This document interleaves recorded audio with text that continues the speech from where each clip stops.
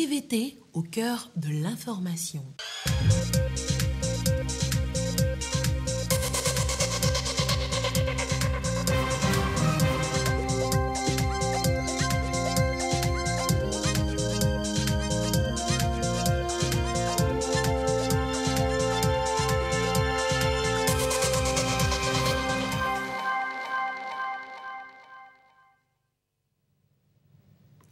Bonsoir à toutes et à tous. Merci d'être avec nous pour ce journal. Dans l'actualité, ce lundi, il y a d'abord la réunion de haut niveau sur les engrais et la santé des sols en Afrique de l'Ouest et au Sahel. Les travaux débutent demain mardi. Une feuille de route sera déterminée dans cette optique. Assemblée des parties prenantes du programme Approche, un programme qui accompagne des organisations du réseau Caritas dans une démarche de développement institutionnel et organisationnel. Également dans ce journal, l'investiture du président nigérien Bola Tinubu. Il a été désigné vainqueur de la présidentielle du 25 février dernier. Et puis la fête traditionnelle Kovie Dukok Bedazan édition 2023, une fête d'action de grâce pour les bonnes récoltes. Nous irons sur place dans un instant. Voilà pour les titres. Bienvenue dans ce journal. D'abord, le président de la République Fort Esozimna Nyasingbe a assisté ce 29 mai 2023 à Abuja à la cérémonie d'investiture du nouveau président nigérien Bola Ahmed Tinubu, élu le 25 février dernier à la magistrature suprême de son pays. Plusieurs dirigeants d'Afrique ont pris part à la prestation de serment suivie de parades et de manifestations festives. À cette occasion, le chef de l'État a réitéré à son nouvel homologue nigérien ses félicitations et sa disponibilité à poursuivre les relations de coopération entre Lomé et Abuja pour le renforcement de l'intégration sous-régionale et la promotion de la paix et de la stabilité. Membre fondateur de la Communauté économique des États de l'Afrique de l'Ouest CEDEAO, le Togo et le Nigeria entretiennent d'excellentes relations au plan bilatéral et communautaire. Voilà qui est dit. Demain se tiendra à Lomé une réunion de haut niveau sur les engrais et la santé des sols en Afrique de l'Ouest et au Sahel. Une feuille de route commune sera élaborée afin d'accélérer les réformes et les investissements nécessaires pour rendre les engrais plus accessibles. Une initiative de la Banque mondiale, de la CEDEAO et du Togo. Ulrich Amega. Des terres de plus en plus dégradées et infertiles. Une réalité auquel font face les pays de l'Afrique de l'Ouest et du Sahel. Un défi majeur à relever par la sous-région au vu des conséquences sur l'agriculture. Faiblesse des rendements, mauvaise productivité agricole. L'utilisation d'engrais pour combler le manque de nutriments essentiels dans les sols afin d'augmenter la productivité des cultures tout en améliorant la santé des sols à long terme s'impose comme la meilleure solution pour la transformation économique de la région. Le contexte actuel d'incertitude et les crises multiples que traverse le monde ont démontré à suffisance que les destins de l'agriculture, de la sécurité alimentaire et le développement de la région sont étroitement liés. L'Afrique de l'Ouest, pour sa part, traverse la pire crise alimentaire jamais connue depuis 10 ans. Rien qu'en 2023, plus de 41 millions de personnes en Afrique de l'Ouest seront exposées à une insécurité alimentaire aiguë lors de la période de soudure et 29 millions de personnes dépendent déjà de l'aide alimentaire d'urgence. L'accès à la nourriture devient de plus en plus difficile pour les populations des pays pauvres. La prévalence de l'insécurité alimentaire dans les pays du Sahel, de son côté, figure parmi les plus élevées au monde. Alors que la région dispose de potentiel pour nourrir ses 418 millions d'habitants, à condition de mettre en œuvre des réformes structurelles telles des pratiques et services agricoles efficients, adaptés au sol et aux conditions climatiques, la promotion et le développement de la filière des engrais. Gouvernants, partenaires au développement et autres parties prenantes doivent donc prioriser les investissements en faveur du développement et de la disponibilité des engrais adaptés, mais aussi accompagner leur utilisation durable par les agriculteurs. La CEDEAO, le groupe de la Banque mondiale, les gouvernements ainsi que leurs partenaires, notamment la FAO, le PAM et l'IFDC se mettent ensemble pour arriver progressivement à bout de cette crise en déployant des réponses à court et à long terme. C'est à juste titre qu'intervient le programme de résilience alimentaire ouest-africain FSRP, financé par le groupe de la Banque mondiale. Une approche régionale qui va bénéficier à plus de 4 millions de personnes à travers la région en augmentant la productivité agricole par le biais d'approches climato-intelligentes, mais également en promouvant les chaînes de valeur intra-régionales et en développant les capacités régionales de gestion des risques agricoles. À ce jour, plus de 7,6 millions d'agriculteurs ont reçu des actifs ou des services agricoles, ce qui leur a permis d'améliorer leurs revenus et leur sécurité alimentaire et nutritionnelle. Cultiver l'avenir en nourrissant les sols devient un impératif. La table ronde de Lomé sur les engrais est donc capitale et devra servir de repère pour États et dirigeants afin d'assurer ensemble la sécurité alimentaire aux populations sous-régionales. Le Conseil économique et social du Togo sera bientôt opérationnel. Les acteurs concernés ont tenu une séance de travail pour un partage d'expériences. Ulrich Amega nous en dit davantage. Progressivement, le Togo s'achemine vers l'opérationnalisation de son Conseil économique et social tel que prévu par les articles 132 à 136 de la Constitution. Cela s'inscrit dans une politique de réforme visant à moderniser les institutions de la République et garantir la transparence de la gouvernance. La mise en place du CES Togo bénéficie de l'expertise extérieure, notamment de l'Union des conseils économiques et sociaux et institutions similaires des États et gouvernements, membres de la francophonie USECIF et du Conseil économique, social et environnemental de France, CESE. Le CESE français que j'ai l'honneur de présider est très attentif au projet de création d'un CES au Togo. J'ai pu venir présenter l'expérience qui est la nôtre, à la fois sur la composition du CESE, sur les missions du CESE et sur l'organisation du CESE pour produire nos travaux. Effet très important sur les relations. Et ça a été pour moi l'occasion de me réjouir à la fois de l'installation du CES au Togo et de son adhésion future à la grande famille des CES francophones. L'institution se veut un espace de rencontre et de dialogue entre les forces vives de la nation pour aborder les priorités actuelles. Aucun secteur ne sera négligé dans cette dynamique afin de ne laisser personne pour compte. Depuis 2019 à aujourd'hui, nous avons beaucoup travaillé sur toutes les questions juridiques, les tests qu'il fallait revoir, régler les questions logistiques pour préparer la venue des conseillers et puis établir tous les préalables indispensables à une bonne prise de fonction des membres du Conseil économique et social du Togo. Le Togo travaille actuellement sur l'assurance maladie universelle. C'est un élément sur lequel le Conseil pourra donner des avis importants au gouvernement pour qu'il puisse savoir comment réorganiser son système d'assurance maladie universelle aujourd'hui.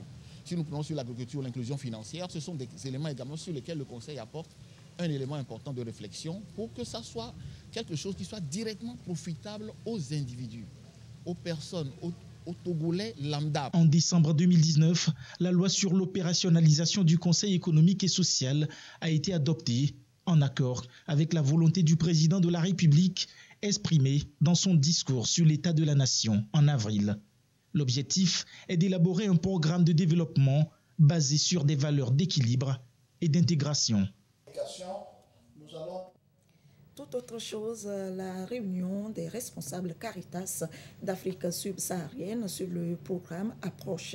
C'est la troisième et dernière phase de ce programme qui accompagne des organisations du réseau Caritas dans une démarche de développement institutionnel et de renforcement organisationnel. Cette rencontre est la dernière assemblée des parties prenantes à ce programme. Clarisse Aticlé.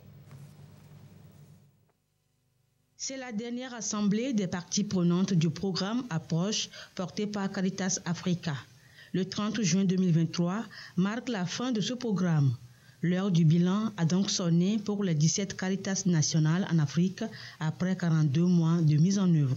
Le programme Approche a donc le mérite d'avoir permis aux Caritas d'acquérir des normes de gestion comme respect des lois et codes de déontologie, gouvernance et organisation, gestion financière, transparence et reddition des comptes, entre autres. Les Caritas sont appelés à servir, à accompagner et à défendre les populations, les communautés les plus pauvres. Et ça ne s'improvise pas. Donc il faut être bien organisé. C'est le sens même de ce programme qui a consisté à renforcer le leadership des différentes Caritas dans les différents pays concernés. Tirant des leçons de la mise en œuvre du programme Approche, Caritas Africa va également entamer à Lomé des réflexions collectives avec les parties prenantes pour l'après-programme Approche. Des pistes futures seront ébauchées en vue de l'exécution efficiente du plan stratégique 2024-2030 de Caritas Africa. Au mois de mars prochain, il y aurait moyen de soumettre un nouveau programme. Cet atelier ici va nous permettre de dégager des pistes de ce qui pourrait nous permettre de soumettre peut-être un programme encore plus robuste. Durant les 42 mois de mise en œuvre du programme Approche, Caritas Africa avait à ses côtés l'Agence française de développement et le Secours catholique de Caritas France qui s'est félicité de ce partenariat. On a accompagné sur la mise en œuvre de nos normes de gestion. Ce sont finalement les grands principes que la Confédération Caritas s'est fixés. Et chacun des membres définit finalement avec une auto-évaluation, une auto-analyse, quelles sont ses forces et ses faiblesses. Et du coup, chaque membre a été accompagné sur un chemin différent. Et pour définir une éventuelle suite, l'idée c'est que le Secours catholique Caritas France ne soit plus le décideur de la suite, mais que ce soit bien les membres ici, de Caritas Africa et des Caritas nationales, qui choisissent quelles sont les suites possibles. Donc nous sommes à l'écoute de propositions.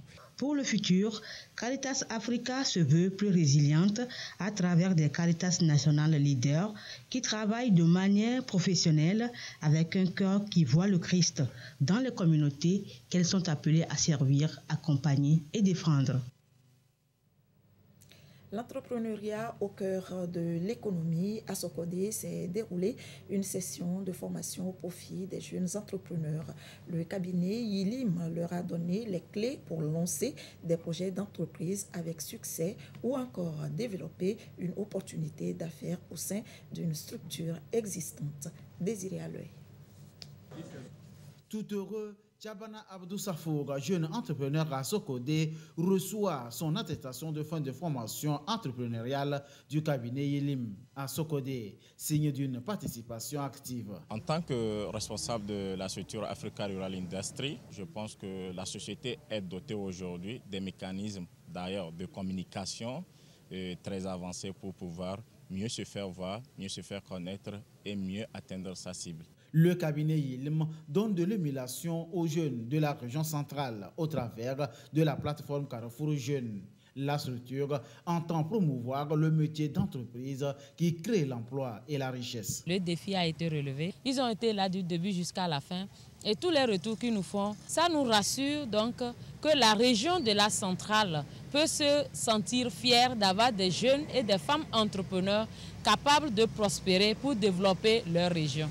La vision, relancer les jeunes sur cette voie porteuse en phase avec la feuille de route du gouvernement togolais. Tous les entrepreneurs doivent se formaliser pour avoir leur carte CFE. Aller vers la recherche des informations. Nous souhaiterions que nos dossiers soient traités très rapidement. L'engagement entrepreneurial, la visibilité, la mise en relation recherchée ici a le fait de faire des jeunes un maillon sûr de relance économique. Ça nous rassure quand même que les entrepreneurs de la région centrale commencent à être conscients de ce qui se passe, ce qu'on appelle de la formation, parce qu'on a tous besoin de se former pour être un grand entrepreneur. C'est une initiative réussite et puis il faut le refaire. Après avoir suivi cette formation, je suis prête à relancer ma structure sur de nouvelles bases. Ce que j'ai eu pendant les 5 jours, ça m'a vraiment lavé les idées. Je ne recule plus, mais j'avance. Pour les encourager davantage et dans l'objectif d'accélérer le processus, 10 meilleurs parmi eux seront retenus. Nous avons 20 entrepreneurs dont nous sommes en train d'étudier les profils à l'issue desquels nous aurons les 10 entrepreneurs qui seront retenus et accompagnés sur les 12 mois que nous avons promis. Le chef de l'État a lancé un appel. Cet appel était que toutes les compétences mettent la main à la pâte. Et aujourd'hui, nous y sommes. Donc j'invite mes collègues aussi, qui sont des spécialistes, à apporter leur pierre. L'entrepreneuriat, un choix pour concrétiser les idées aux retombées économiques. Les conseils et stratégies sont donnés. Il revient aux jeunes d'être actifs et libérer leur plein potentiel. Environnement et cette rencontre bilan du projet Ton futur, ton climat, phase 2, une visite de terrain a permis d'évaluer et de capitaliser les acquis du projet. Carmine Madiakapo. Le changement climatique affecte principalement les moyens de production des petits paysans, ce qui entraîne le déplacement massif des jeunes des zones rurales vers les villes. Le projet Ton futur, ton climat, TFTC, a alors été lancé depuis 2021 au Togo pour résoudre ce problème. Le projet est mis en œuvre par l'ONG JVE dans le Grand Cloto pour accompagner la transition agroécologique des 9 communes. Il est possible, à partir du Grand Cloto, de pouvoir multiplier les bonnes pratiques de l'agroécologie. L'agroécologie permet non seulement d'avoir la bonne nourriture, d'avoir un sol sain, mais ça permet également de lutter contre le changement climatique, de renforcer la résilience des communes. Il est possible aujourd'hui de nourrir notre monde tout en préservant l'équilibre de la nature. Et donc, pour arriver à ça, on propose une transition. Le projet a permis de mettre en place une plateforme de compostage. Il y a une entreprise de production de bokashi à Agavé, par le groupement Lodo, qui est un groupement qui s'est spécialisé dans la production de bokashi. De même, pour le groupement Kekeli, qui est un groupement de femmes qui s'est ainsi lancé dans la production d'apichi pour porter une solution vraiment alternative par rapport à l'utilisation des insecticides et autres.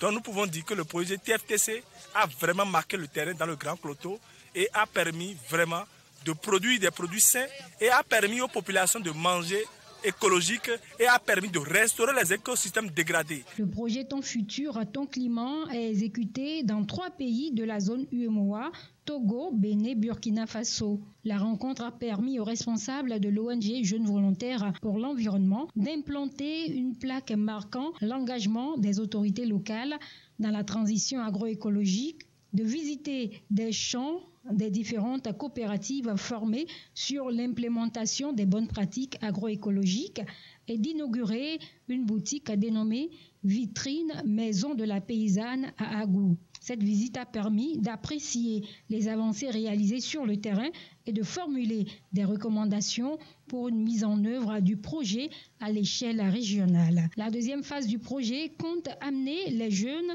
de 18 à 35 ans du Togo, du Bénin et du Burkina Faso à devenir promoteurs d'idées novatrices capables de répondre durablement aux enjeux liés au changement climatique et de soutenir le développement économique local. À noter que la Direction nationale de protection des végétaux est en tournée à travers le pays, sortie de terrain pour sensibiliser les populations sur la qualité et l'utilisation des produits phytosanitaires. Désiré Aloué. Sur cet étalage dans le marché de la Madessi, l'on trouve des produits phytosanitaires, Lambda App, Atraforce, Force App, glyphosate et autres. Je suis venu pour acheter le patron pour aller herbicider, c'est à l'heure des cultures. Si on le fait aussi, ça tue les herbes et des insectes, surtout les termites. Et ça nous facilite les tâches des cultures aussi. C'est très efficace aussi. Avant de commencer le travail, il faut le cache-nez et les gants. Pas laisser ça de n'importe où. Surtout pour les enfants. Presque tous les produits herbicides on vend tout. Et les sélectifs aussi. Ça aide les paysans à cultiver beaucoup. L'on se pose la question maintenant. Tous ces produits sont-ils homologués? Le directeur de protection des végétaux et ses équipes sur le terrain pour attirer l'attention des populations. Nous avons aussi choisi cette stratégie de sensibilisation et d'échange avec les distributeurs afin d'amener les distributeurs non agréés à pouvoir se conformer à la réglementation et aux lois de l'État. En fait, tout distributeur produits chimiques doit avoir un agrément délivré par le ministre en charge de l'agriculture. Au-delà de cet agrément, il doit aussi vendre rien que des produits homologués. Voilà pourquoi nous avons fait le tour pour expliquer aux détaillants, surtout ceux qui vendent des tout venants, qu'ils n'ont pas le droit de vendre ces produits non homologués parce que ces produits ont des effets néfastes sur l'environnement. Une tournée dans les marchés pour sensibiliser, motiver et montrer le processus pour rentrer dans la légalité. On sait que ça gâte la terre aussi des fois. Pour moi, c'est dangereux pour l'homme aussi et l'environnement. Je ne sais pas qu'il y a une loi qui cadre ça. Nous, on vend seulement. Avant la répression, nous avons choisi la pédagogie de sensibilisation, d'éducation de ces vendeurs afin que progressivement, ils puissent vraiment respecter les règles de l'État et pouvoir disponibiliser des produits de qualité à la population. Comme ils sont venus nous sensibiliser, on va aller les voir pour qu'ils vont nous montrer comment il faut faire pour être légal. Parce que dans tous ces produits-là, il y a des faux, il y a des vrais. Ils sont venus pour regarder, dire que ce qu'ils veulent voir, ce qui ne va pas être dangereux sur un homme, quoi. Ce qui ne va pas tirer les sols aussi. Ce que je fais maintenant, je veux aller les voir pour faire les papiers, qu'est-ce qui prouve que je vends les produits. L'environnement en pâtit beaucoup. Il faut réglementer cette distribution. Avec le papier, il y aura les bons produits pour vendre. Ils n'ont rien pris, mais ils sont venus pour nous conseiller. Je suis fier même de leur conseil. Je remercie le gouvernement pour ça. On va faire tout pour avoir les papiers. La campagne de sensibilisation est effective sur l'ensemble du territoire national, dans l'objectif de conscientiser les populations sur la qualité et l'utilisation de ces produits phytosanitaires, un danger. À quelques mois de la nouvelle campagne agricole, l'Association nationale des commerçants exportateurs de soja discute des maux qui minent le secteur. C'est au cours d'une assemblée générale ordinaire que de nouvelles stratégies plus efficaces ont été définies pour mieux redynamiser le secteur. Abidé Nyassimbi. 44 000 tonnes en 2019, plus de 46 000 tonnes en 2020, 200 000 tonnes en 2021. La filière soja connaît de beaux jours au Togo. Une hausse considérable grâce aux diverses actions entreprises par le gouvernement. La création en 2018 de l'ANSES, association regroupant commerçants et exportateurs du soja du Togo, est censée apporter des réponses aux difficultés liées à la distribution du soja. Problème, depuis 2022, l'ANSES peine à écouler ses produits pour cause d'agrément, entre autres. À cette assemblée générale, exportateurs et commerçants font le bilan de la campagne 2022-2023. Nous sommes aussi à la veille d'une nouvelle campagne de production et donc il faut faire le bilan de la campagne passée et lancer la nouvelle campagne de production. Nous pouvons noter le retard du lancement de la campagne passée avec un retard aussi de la signature des agréments, ce qui a fait que beaucoup de membres parmi nous n'ont pas pu évacuer leurs stocks aujourd'hui. Ils ont encore des stocks sur le bras et il nous est difficile actuellement d'avoir une lumière ou de pouvoir dire aux membres pour la nouvelle campagne, voilà comment la campagne va se comporter. Parce que beaucoup sont réticents aujourd'hui à retourner sur le terrain pour pouvoir accompagner nos producteurs. Puisque au niveau de l'ANSES, notre devoir, c'est d'accompagner les producteurs à produire avant de racheter et exporter. Les objectifs de développement de la filière concernent également la valorisation de la production sur place. Et tous s'accordent pour une discussion plus ouverte avec les autorités concernées. L'autorité a une vision, c'est-à-dire que c'est la transformation des produits agricoles avant leur exportation. Et nous accompagnons cette vision-là. Et donc, la campagne passée, nous sommes entendus avec l'autorité pour continuer par exporter une partie tout en transformant la majorité. Et c'est ça qui a fait qu'il y a eu quelques difficultés dans la signature des agréments. Mais nous nous sommes compris. Nous pensons que cette compréhension de l'année passée va poursuivre et qu'on puisse continuer nos travaux. La construction d'une unité de transformation de soja sur le site de la plateforme industrielle d'Adétikopé PIA traduit la volonté du Togo de faire de cette filière une porteuse de l'économie nationale. L'actualité, c'est aussi le Nigeria où le nouveau président Bola Ahmed Tinubu a été investi ce jour. Il devra diriger un pays qui s'enfonce dans une crise économique et faire face à une insécurité généralisée. Plusieurs chefs d'État y ont pris part. Bola Ahmed Tinubu a prêté serment ce lundi matin à Abuja. Il devient ainsi officiellement le nouveau président du Nigeria, succédant à Muhammadu Buhari à la tête du pays. En tant que président de la République fédérale du Nigeria, je m'acquitterai de mes devoirs et de mes fonctions honnêtement, au mieux de mes capacités, fidèlement et conformément à la Constitution, a déclaré Bola Ahmed Tinubu devant le président de la Cour suprême lors de sa cérémonie d'investiture. Alors que son élection est toujours contestée devant les tribunaux, le nouveau président du Nigeria, 71 ans, s'est aussi engagé à réunifier le pays. Les résultats de la présidentielle en Turquie, le président sortant a recueilli 52,14% des voix contre 47,86% pour son opposant selon la commission électorale. Le président Recep Tayyip Erdogan appelle la Turquie à l'unité et à la solidarité. Face à des milliers de partisans en liesse, Recep Tayyip Erdogan célèbre sa victoire au palais présidentiel à Ankara. Tout un symbole. Il rempile pour un 3e mandat. Notre nation nous a confié cette mission de nouveau pour une période de 5 ans. Nous devons nous focaliser sur nos rêves en tant que nation, nos ambitions et nous unir. Plus tôt, le président tout juste réélu s'est exprimé à Istanbul. Nous ne nous arrêterons pas ce dimanche.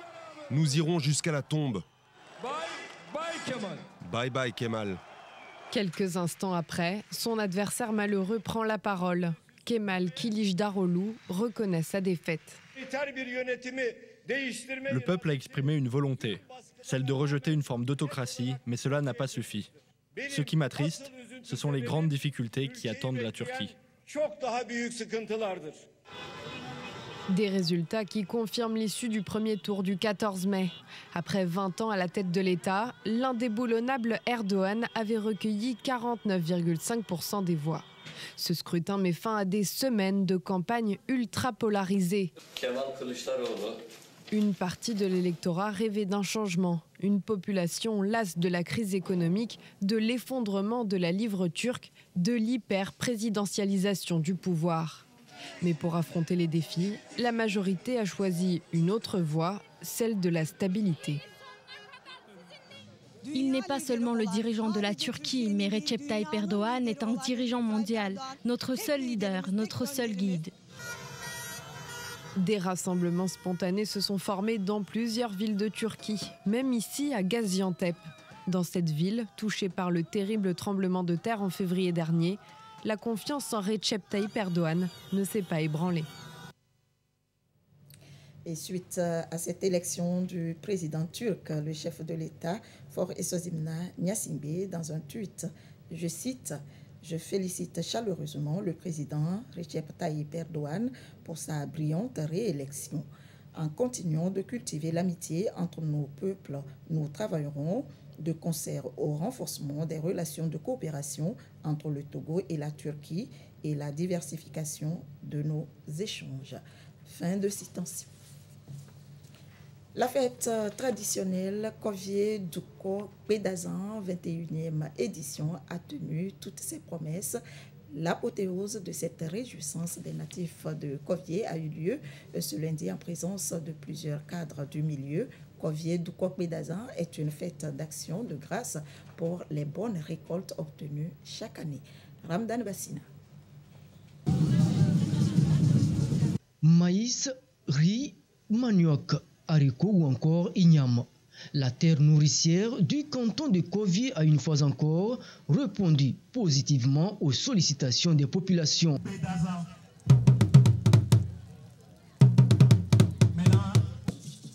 Ces réjouissances marquent la reconnaissance des fils et filles d'ici et d'ailleurs à Dieu.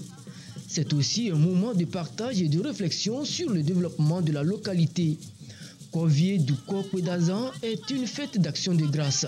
La 21e édition est placée sous le thème de l'autonomisation de la femme. Pour qu'un développement soit durable, il faut que le développement se fasse dans une approche dynamique et inclusive et que personne ne soit laissé à l'écart.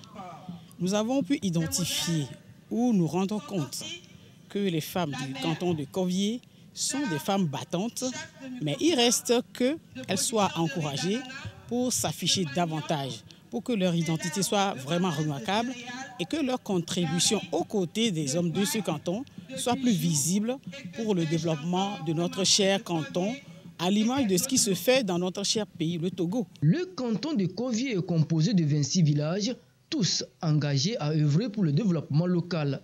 Chacun est donc appelé à cette occasion à jouer pleinement sa partition. Kovie du Kongbe d'Azaya, et nous avons regardé, nous avons Kovie Tomi le Dou, et nous avons Dazan, et nous avons 3. Et je me chame Jean, il y a Dakpe, Nambeka, le Maou, c'est Katato de Ka. Moi, le Molu Bleme, Amouro le Ndape, Amouro le. Et des dochats d'hommes, Vovo. Et Tanmata, Egbea, Convitor, Sodi, Dakpe, le Maou. Le ministre du Commerce, de l'Industrie et de la Consommation locale, Kodjo Adedje, natif du milieu, n'a pas manqué à cette occasion de convier tout un chacun à l'amour du travail bien fait. Il a aussi appelé à la paix, la sécurité et le développement au Togo et à soutenir les efforts du gouvernement. Les fils et les filles de ce canton se sont retrouvés pour ensemble dire un sincère merci à ce Dieu qui nous aime et qui est le bienfaiteur. Si nous sommes en bonne santé, c'est lui l'auteur. Si nous avons des pluies qui ne détruisent pas, c'est également une grâce de Dieu. Si nous allons et nous venons, c'est également une grâce. C'est aussi un moment pour nous à Kwedaza de nous retrouver. C'est l'occasion de rendre grâce à Dieu pour la vie du chef de l'État, son Excellence M. Faure Essozi-Mina Singbe.